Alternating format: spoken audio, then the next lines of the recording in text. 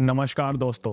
भारतीय फुटबॉल के अंदर पीआईओ और ओसीआई रूल की चर्चा काफी लंबे समय से चलती आ रही है और जो भी नया कुछ भारतीय फुटबॉल के अंदर आता है ना, वो हमेशा इस रूल को लाने के लिए बात करता है। ये एक ऐसा रूल है किसी भी फुटबॉल टीम के लिए जो सक्सेस को पाने का एक शॉर्टकट रास्ता है। इस रूल के आ जाने से काफी सारी टीमों ने अपने आप को सॉलिड भी किया है और कुछ टीमें ऐसी भी हैं जो इस रूल के आने के बाद भी अपने आप को अच्छा नहीं कर पा रही हैं। और अभी फिलहाल ही में हमारी इंडियन फुटबॉल फेडरेशन ने 24 खिलाड़ियों की लिस्ट जारी की है जो हमारी इंडियन ओरिजिन के खिलाड़ी हैं और जो आगे आने वाले टाइम में इंडियन फुटबॉल को रिप्रेजेंट कर सकते हैं। तो ऐसे में हमारी इंडियन फुटबॉल फेडरेशन लगातार गवर्नमेंट के साथ इस रूल को लाने के लिए बात कर रही है और अब देखने वाली बात ये होगी कि क्या ये रूल आ पाता है या नहीं। लेकिन उससे पहले हमें ये जानना जरूरी है कि ये पीआईओ और ओसीआई आखिर होता क्या है और हमारी गवर्नमेंट इसको आखिर लाने में दिक्कत क्यों कर रही है, और अगर ये रूल आ जाता है तो वो 24 खिलाड़ियों की लिस्ट में वो कौन से खिलाड़ी हैं जिनके आ जाने से हमारे भारतीय फुटबॉल की टीम एक जबरदस्त हो सकती है। लेकिन उससे पहले एक बहुत ही इंपॉर्टेंट अपडेट है इंडियन फुटबॉल फैंस के लिए। फीफा वर्ल्ड कप क्वालिफायर का मैच जो जून में इंडिया और कुवैत के बीच होने जा रहा था, उसका वेन्यू डिसाइड होना था।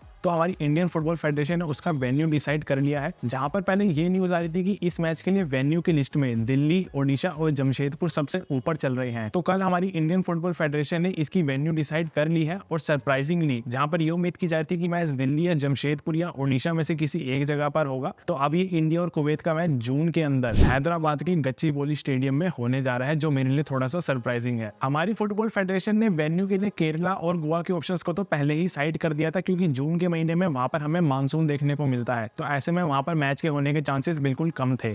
तो जहां पर ये उम्मीद लगाई जा रही थी कि दिल्ली या ओडिशा में से कोई एक जगह होगी जहां पर ये मैच हो सकता है, दिल्ली को सबसे ज्यादा हॉट फेवरेट माना जा रहा था। तो वहीं पर हमारी फुटबॉल फेडरेशन की कमेटी हैदराबाद के मिनिस्टर रेवंत रेड्डी से मिलती है और उनके मिलने के बाद ये डिसाइड किया जाता है कि ये इंडिया और कुवैत का मैच जून के अंदर हैदराबाद के गच्चीबोली स्टेडियम में खेला जाएगा। देखो, अच्छी बात है, फुटबॉल को हर स्टेट के अंदर फैलाना चाहिए, लेकिन फीफा वर्ल्ड कप का क्वालिफायर का जो मैच है, अगर ये आप हैदराबाद के अंदर करवा रहे हो तो स्टेडियम के अंदर का जो इंफ्रास्ट्रक्चर है ना, जो हमने देखा आईएसएल के मैचेस के अंदर की जो सीट्स का इंफ्रास्ट्रक्चर है वो इतना अच्छा नहीं है। क्योंकि जो होम मैचेस होते हैं वही एक टीम के लिए सबसे बड़ी एडवांटेज होती है कि अपना जो होम फैन बेस है उनको बड़ी मात्रा में बुलाया जाए और सामने वाली टीम के ऊपर प्रेशर डाला जाए। तो अब थोड़ा सा सरप्राइजिंगली ये देखने वाली बात होगी कि हैदराबाद के अंदर जब जून में ये मैच होगा तो वहां पर हमें स्टेडियम कितना भरा हुआ मिलता है। तो वहीं अब अगर बात करते हैं पीआईओ और ओसीआई रूल की, तो भैया देखो, सबसे पहले इसके बारे में जानना जरूरी है कि आखिर में ये पीआईओ और ओसीआई है क्या चीज। देखो भैया, PIO players of Indian origin और OCI overseas citizen of India के खिलाड़ी होते हैं। आसान भाषा में बोला जाए तो ये एनआरआईज वाले खिलाड़ी हैं जो इंडिया से तो बिलोंग करते हैं लेकिन बाहर की कंट्रीज में जाकर वहां की सिटीजनशिप को लेकर वहां के लिए खेलते हैं। ये रूल एक्चुअल में डुअल सिटीजनशिप का रूल होता है, जिसमें खिलाड़ियों को ये अधिकार मिल जाता है कि अगर वो किसी देश से बिलोंग करते हैं, फॉर एन एग्जाम्पल अगर कोई खिलाड़ी इंग्लैंड में रह रहा है और वो इंडिया से बिलोंग करता है तो वो इंडिया के लिए आकर भी खेल सकता है। लेकिन ये जो रूल है ना पीआईओ और ओसीआई का, इसका इंडियन फुटबॉल के साथ ना कुछ अलग ही नाता रहा है। एक बार इसकी हिस्ट्री को ना थोड़ा सा जानना जरूरी है। देखो, ये जो रूल है ना पीआईओ और ओसीआई का, इसकी सबसे पहले मांग उठी थी 2008 में। तब हमारे कोच थे बॉब होटन और उन्होंने इस रूल को लाने की मांग करी थी। क्योंकि अगर आपको याद हो तो आपने आईएसएल के अंदर स्टार्टिंग में केरला ब्लास्टर्स की टीम के अंदर एक खिलाड़ी को देखा होगा, माइकल चोपड़ा। उस टाइम वो इंग्लैंड में रह रहे थे, लेकिन बॉब हॉटन का मानना था कि वो माइकल चोपड़ा को इस रूल के चलते इंडिया की टीम के अंदर लेकर आएंगे। लेकिन 2008 में जो हमारी इंडिया की गवर्नमेंट थी, उन्होंने इस रूल को बिल्कुल खारिज कर दिया और उसके बाद टीम को इंतजार करना पड़ा। फिर दोबारा से 2012 के अंदर इस रूल की मांग उठती है, लेकिन तब भी गवर्नमेंट इसको नजरअंदाज कर देती है। फिर 2018 में जब हमारे कोच बनते हैं स्टीफन कॉन्स्टेंटाइन, वो इस रूल के लिए दोबारा मांग उठाते हैं, लेकिन हमारी गवर्नमेंट इस रूल को एक बार फिर नजरअंदाज कर देती है, क्योंकि गवर्नमेंट के भी कुछ अपने रूल्स थे। लेकिन रिसेंट में जब 2019 में हमारे कोच बनते हैं ईगो स्टीमेज, ये 2021 या 22 के अंदर वापस मांग करते हैं इस रूल को लाने की, और तब हमारे कोच ईगो स्टीमेज काफी खिलाड़ियों के साथ संपर्क में भी थे और हमारी इंडियन फुटबॉल फेडरेशन ने गवर्नमेंट के साथ इस रूल के ऊपर काफी बात भी करी थी, लेकिन तब भी ये कोशिश नाकाम रही। तो अब आप सोच सकते हो 2008 में इस रूल की मांग उठी थी और आज 2024 हो चुका है, 16 साल हो चुके हैं, लेकिन आज भी ये रूल पास नहीं हुआ हमारी इंडियन गवर्नमेंट के द्वारा। क्यों नहीं हुआ? क्योंकि हमारी इंडियन गवर्नमेंट का भी एक रूल है जो इस रूल को पास नहीं कर सकता। तो आइए अब गवर्नमेंट के इस कानून को जानते हैं कि वो इस रूल के ऊपर क्या कहती है। देखो भैया, हमारी इंडियन गवर्नमेंट जो है ना, वो ऐसा कहती है कि अगर कोई खिलाड़ी इंडिया को रिप्रेजेंट करना चाहता है तो सबसे पहले अभी वो जहाँ पर रह रहा है, फॉर एन एग्जाम्पल अगर कोई खिलाड़ी इंग्लैंड में रह रहा है जो इंडिया से बिलोंग करता है, तो उसको अपनी इंग्लैंड की जो सिटीजनशिप है या जो पासपोर्ट है उसको त्यागना पड़ेगा, और फिर वो खिलाड़ी जिसने अपनी इंग्लैंड की सिटीजनशिप को त्यागा होगा वो वापस इंडिया में आएगा और इंडिया के अंदर उसे एटलीस्ट कम से कम 12 महीने यानी 1 साल का जो टाइम है वो इंडिया में स्पेंड करना होगा, यानी इंडिया में रहना होगा। अब उस 1 साल के बाद जब वो अपना टाइम यहाँ पर स्पेंड कर लेगा तब जाकर वो इंडिया की सिटीजनशिप के लिए अप्लाई कर सकता है, और जब इंडिया की सिटीजनशिप उसको मिल जाएगी तो वो इंडिया को रिप्रेजेंट कर सकता है किसी भी स्पोर्ट्स के अंदर। लेकिन हमारी जो गवर्नमेंट है वो ड्यूअल सिटीजनशिप को इन खिलाड़ियों के लिए कभी भी अलाउ नहीं करती। वो सीधा कहते हैं आप अपनी वहाँ की सिटीजनशिप छोड़िए, यहाँ आकर टाइम स्पेंड कीजिए, यहाँ पर आके जब आपको सिटीजनशिप मिल जाएगी तब आप अपनी टीम के लिए खेल सकते हैं। तो अब ऐसे में इस रूल के चलते काफी सारे खिलाड़ी आने को तैयार नहीं है, क्योंकि अगर इसी रूल को मानना होता तो आज से 10 साल पहले खिलाड़ी आकर इंडिया में रह भी रहे होते और अब तक तो कितने सारे खिलाड़ियों ने इंडिया की टीम को रिप्रेजेंट भी कर लिया होता। तो ऐसे में इस रूल का हल बस एक ही है कि गवर्नमेंट अपनी तरफ से इस रूल को पास करे और वो खिलाड़ी ड्यूअल सिटीजनशिप के चलते इंडिया को रिप्रेजेंट कर पाए। लेकिन भैया मेरी तरफ से मैं ऐसा मानता हूँ कि हर किस्से के ना 2 पहलू होते हैं, जहाँ पर ये खिलाड़ी एक अंदर से अपना इंटरेस्ट दिखाते हैं टीम के खेलने के लिए और एक असली का इंटरेस्ट जो टीम के लिए होना चाहिए खेलने के लिए, उसमें फर्क होता है।